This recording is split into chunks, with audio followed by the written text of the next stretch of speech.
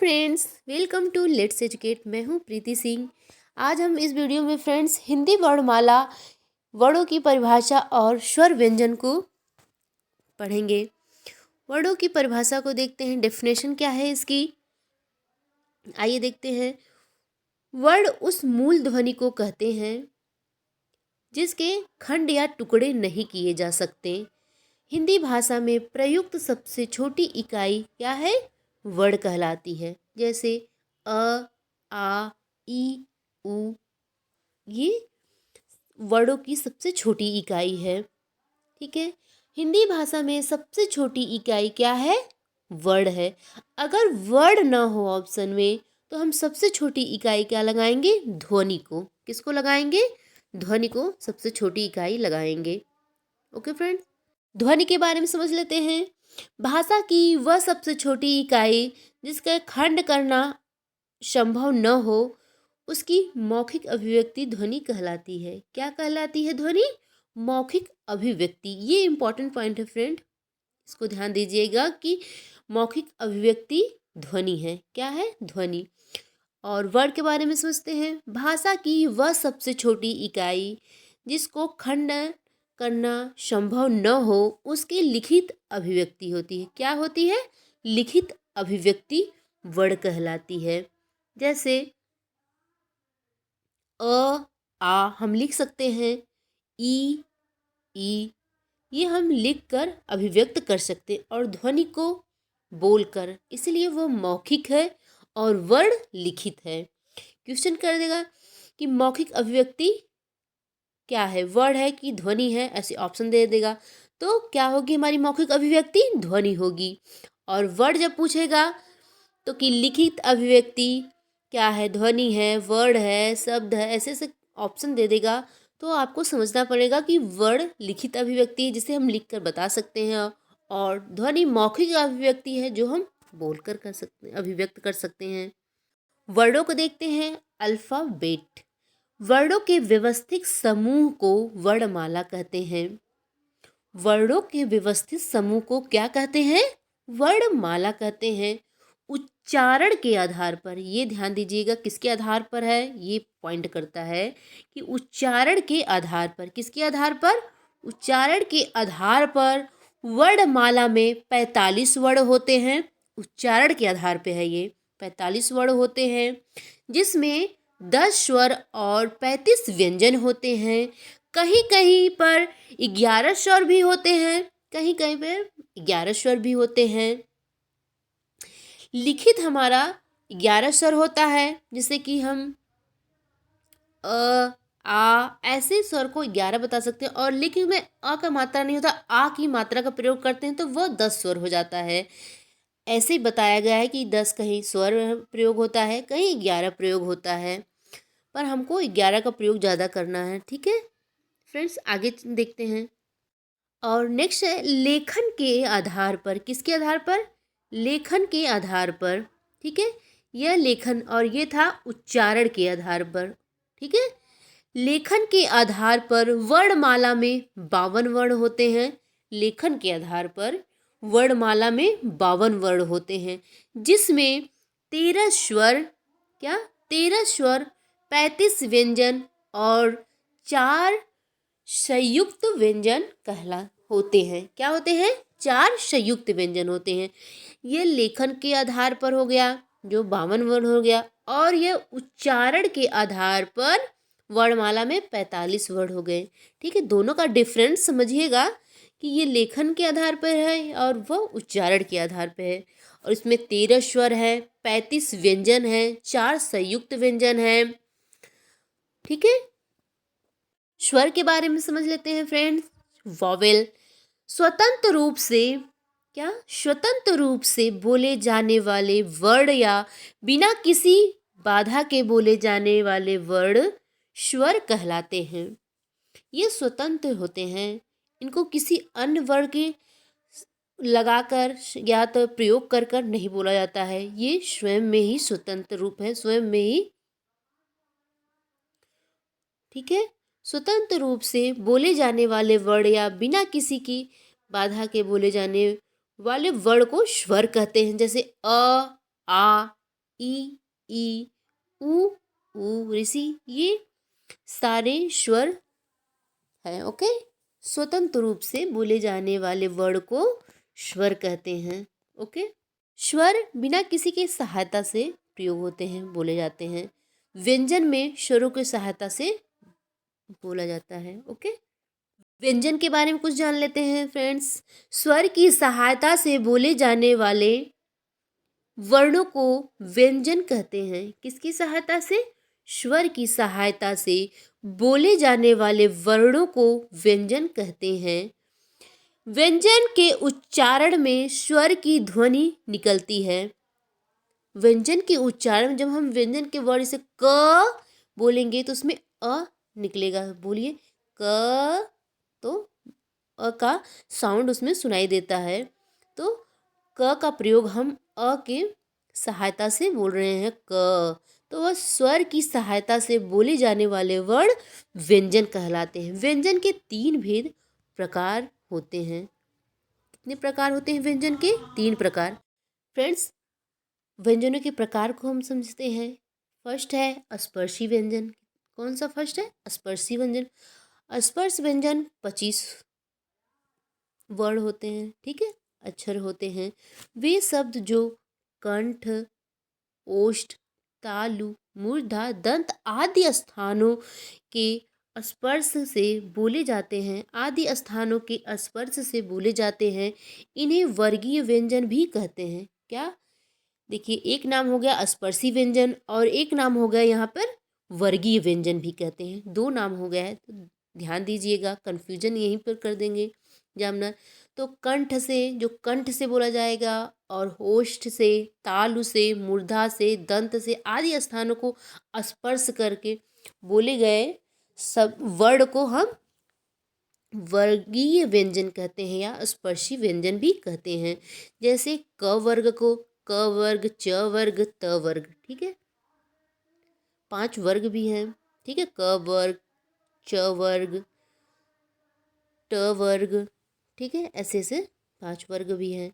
बोल के देखिए, क कहाँ से? कंठ से निकल रहा है। तो इसमें कितने अक्षर हैं? 5। क, ख, ग, घ, अंग, ये कंठ से बोले जाने वाले। क वर्ग को कंठ से बोलते हैं, च वर्ग को तालु से बोलते हैं, ट वर्ग को मूर्धा से, और त वर्ग को दंत से, प वर्ग को ओष्ठ से।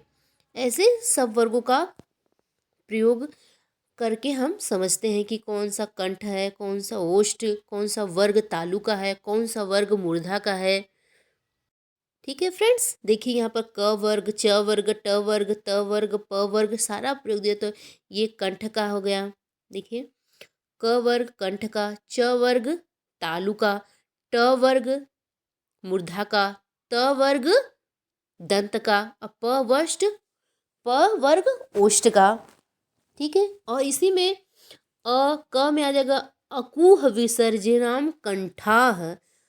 ठीक है, ऐसे ऐसे याद करेंगे ना तो समझ में आएगा कि और कितने वर्ड इसमें मैच में कुह, आ कंठ में आ जाएंगे। ठीक है, इचु ईशानाम तालुह, तो मतलब ई वाले वर्ड और च वर्ग के और बड़ा स तालु में आ जाएंगे। फिर ऋतु रसानाम मूर्धा, क्या आएगा? ऋतु रसानाम, री आ जाएगा और ट वर्ग, ठीक है, री और ट वर्ग और मूर्धा स दंत में आ जाए, अरे मूर्धा में आ जाएंगे। ओके फ्रेंड्स, कंठ के बारे में कुछ समझ लेते हैं। जिनके उच्चारण में केवल कंठ या गला का प्रयोग होता है, या जिनका उच्चारण कंठ और निचली से होता है, उन्हें कंठ व्यंजन कहते हैं। जैसे क, ख, तो अपने जब क बोलेंगे तो अपने गले को ध्यान दीजिए कि देख कहाँ से आवाज़ निकलता है, तब समझ में आएगा कि ये कंठ से बोला जाने वाला है वर्ग का। ओके, ठीक है। कंठ में देखिए अ और आ भी आ गया। मैं बता रही थी अभी आगे कि आपको अकूह विसर्जयानाम कंठाः, अ और आ और क वर्ग सब कंठ से आएंगे। ओके, तालु के बारे में देखते हैं। तालु और जीभ के स्पर्श से तालु, ठीक है, तालु और जीभ, ये अपनी जीभ और ऊपर का भाग जो है वो उसको तालु कहते हैं। जीभ के ऊपर का भाग और उसको स्पर्श करता है जब जीभ, आपकी जीह्वा, तो उससे बोले जाने वाले व्यंजन को तालु कहते हैं। तो जीभ में मोटे वाले भाग और तालु के स्पर्श से बोले जाने वाले वर्ण को तालव्य व्यंजन कहते हैं। ठीक है, च बोल के अपने मुख से बोल कर समझिए, तब ज़्यादा आपको समझ में आएगा। जैसे च, छ, ज, और इसमें देखिए ई बड़ी और य बड़ा श, ये सब तालव्य में आ गए हैं। मूर्धन्य व्यंजन के बारे में भी जान लेते हैं। मूर्धा और जीभ के स्पर्श से, मूर्धा और जीभ के स्पर्श से बोले जाने वाले व्यंजन या जीभ के पतले, आगे का जो जीभ का भाग है वो पतले तालु के लगने भाग पर स्पर्श करते हैं। जब वो जीभ का पतला भाग आपके तालु ऊपर के भाग को हल्का टच करता है, बोले जाने वाले व्यंजन को मूर्धन्य व्यंजन कहते हैं। जैसे ट, ठ, ठ, ठीक है, ऐसे जीभ का अपना पतला भाग जब बोलेंगे तो वो ऊपर के भाग को टच करेगा, तो उसे ही मूर्धन्य व्यंजन कहते हैं। इसमें री आ गया, र आ गया आपका, और मूर्धन्य श भी आ गया, और ट वर्ग, ये सब मूर्धन्य व्यंजन में आ जाएंगे। दंत व्यंजन, जिन व्यंजनों के उच्चारण में जिह्वा की नोक ऊपरी दांतों को स्पर्श करते हैं, उन्हें दंत व्यंजन कहते हैं। ठीक है, दंत्य व्यंजन कहते हैं। जैसे त, थ, द, ध, स, ठीक है, ये सब दंत्य व्यंजन। आप बोलकर देखिए, आपके दांत से आपकी जिह्वा जब टच करेगी तो ऐसे वर्ड जब बोले जाएंगे तो दंतव्य व्यंजन कहलाएंगे। ओके, ओष्ठ के बारे में देख लेते हैं, ओष्ठ को भी समझ लेते हैं। ओष्ठ व्यंजन, जिन व्यंजनों के उच्चारण में दोनों होठों द्वारा श्वास का अवरोध होता है, क्या होता है, श्वास का अवरोध होता है, वह ओष्ठ व्यंजन कहलाते हैं। जैसे प, फ, ब, भ, ओष्ठ व्यंजन है। साउंड जब आप बोलेंगे तब उसमें से श्वास निकलेगा, तो उसी से इसकी वर्ड के श्वास से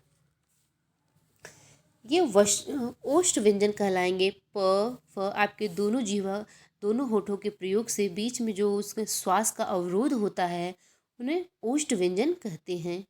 ओके फ्रेंड्स, तटस्थ व्यंजन के बारे में समझ लेते हैं। यह कितने होते हैं, 4 होते हैं। इनके उच्चारण में जीभ, तालु, दंत, होठ का परस्पर स्पर्श होता है। क्या होता है, परस्पर स्पर्श होता है, लेकिन पूर्ण स्पर्श नहीं होता है। परस्पर स्पर्श होता है लेकिन पूर्ण स्पर्श नहीं होता है। यह है य, र, ल, व, 4 अक्षर वर्ड जो हैं ये अंतस्थ व्यंजन है हमारे।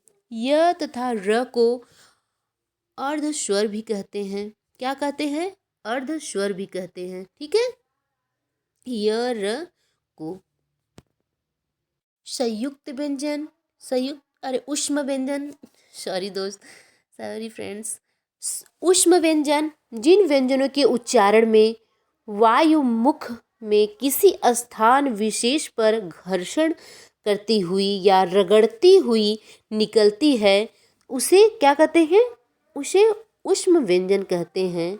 ठीक है, जिन व्यंजनों के उच्चारण में वायु मुख किसी स्थान विशेष का घर्षण करता है और रगड़ती है, निकलने उसे ऊष्म व्यंजन कहते हैं। जैसे श, श, श, ह, ये हमारे 4 ऊष्म व्यंजन हैं। क्या है, ये हमारे 4 ऊष्म व्यंजन हैं। ओके, र और ल को और किस किस नाम से जानते हैं फ्रेंड्स, देख लीजिए। र को लुंठित व्यंजन भी कहते हैं। ठीक है, वहाँ देखिए तो अच्छा, य और र को कहते हैं। र को लुंठित व्यंजन कहलाता है और ल पार्श्विक व्यंजन। ओके, इसी उच्चारण में वायु जीभ के पास से निकलती है। वायु जीभ के पास से निकलती है। ल को पार्श्विक व्यंजन कहते हैं और र को लुंठित। ये ध्यान दीजिएगा, पेपर में ऐसे ही पूछ देता है कि र कौन सा व्यंजन है। ठीक है, तो ध्यान दीजिएगा कि र लुंठित है, ल पार्श्विक है। फ्रेंड्स, अयोगवाह के बारे में भी जान लेते हैं कि अयोगवाह किसे कहते हैं। ठीक है, जो व्यंजन न तो स्वर होते हैं और न ही व्यंजन, उसे ही अयोगवाह कहते हैं। अयोगवाह न तो स्वर होता है न तो व्यंजन, और उसे ही हम अयोगवाह कहते हैं। अर्थात अनुस्वार और अनुनासिक अयोगवाह कहते हैं। अनुस्वार और अनुनासिक को ही अयोगवाह कहते हैं। इनकी संख्या कितनी है? इनकी संख्या 2 है। अगर पेपर में ऐसे पूछेगा अयोगवाह की संख्या कितनी है, तो ध्यान दीजिएगा 2 हैं। ठीक है, कौन कौन से हैं? अम, अह। ठीक है, 2 संख्या अयोगवाह की है। यह न तो इसमें व्यंजन, न तो इसे व्यंजन ही कहते हैं, न तो इसे स्वर ही कहते हैं। ठीक है, अंतस्थ व्यंजन, इनकी संख्या 4 होती है और उष्म व्यंजन, इनकी संख्या भी 4 होती है। इनके तो आगे पढ़े फ्रेंड्स। ठीक है, य र ल व अंतस्थ व्यंजन और श श श ह ये उष्म व्यंजन है। ठीक है, संयुक्त व्यंजन के बारे में जान लेते हैं। संयुक्त व्यंजन 2 व्यंजनों के संयोग से बनने वाले वर्ण को संयुक्त व्यंजन कहते हैं। ठीक है, क्या कहते हैं? संयुक्त व्यंजन। जो 2 वर्णों के प्रयोग के या 2 वर्णों के मेल से बनते हैं, उन्हें संयुक्त व्यंजन कहते हैं। ठीक है, देखिए स्पर्श व्यंजन कितने थे? 25, अंतस्थ व्यंजन 4 और ऊष्म व्यंजन 4, संयुक्त व्यंजन भी 4 होते हैं। ठीक है, 6 के कौन कौन से होते हैं? छ, त्र, ज्ञ, श 4 व्यंजन होते हैं। इसमें एक नहीं हम कर पाए फ्रेंड्स। छ किससे बनता है? आधा क और श के मेल से, आधा क और प्लस श के मेल से छ बनता है, और ज प्लस इ के मेल से आधा ज रहेगा, फिर इ के मेल से ज्ञ बनता है। आधा त और र के मेल से त्र बनता है। ठीक है, अगर फ्रेंड्स ये क्वेश्चन कैसे बना देते हैं, देखिए इसमें बहुत प्रकार के क्वेश्चन बनते हैं। अगर पूछ दिया वर्णों के क्रम में छ किस वर्ण के पहले आता है या किस वर्ण के बाद आता है, और ज्ञ किस वर्ण के पहले या किस वर्ण के बाद आता है, इस सब पॉइंट को भी ध्यान दीजिएगा। ठीक है, छ जो है आपका, छ ये क वर्ण के बाद आता है और ख से पहले, और ज्ञ ज के बाद, ठीक है, और झ के पहले आता है। ओके, और त्र त के बाद और थ के पहले त्र आता है। ऐसे घुमा फिरा के क्वेश्चन पूछेंगे जिससे हम लोग बच जाते हैं। वर्णों की संख्या के प्रकार या प्रश्न इससे कैसे बनते देख लेते हैं। कुल स्वरों की संख्या कितनी है? ठीक है, पूछ लिया कि प्रश्न कि कुल स्वरों की संख्या कितनी है, तो कितना बताना है? 11। और कुल व्यंजनों की संख्या कितनी है? तो 33। कुल स्वर और व्यंजनों की संख्या कितनी है? 44। संयुक्त व्यंजनों की संख्या कितनी है? 4। उक्षिप्त व्यंजनों की संख्या कितनी है? 2। ये कुछ इंपॉर्टेंट पॉइंट्स हैं, इनको ध्यान दीजिएगा फ्रेंड्स। ओके फ्रेंड्स, अगर हमारा आज का वीडियो आपको अच्छा लगा हो तो जुड़ने के लिए लाइक और सब्सक्राइब कीजिएगा। Okay friends, bye bye.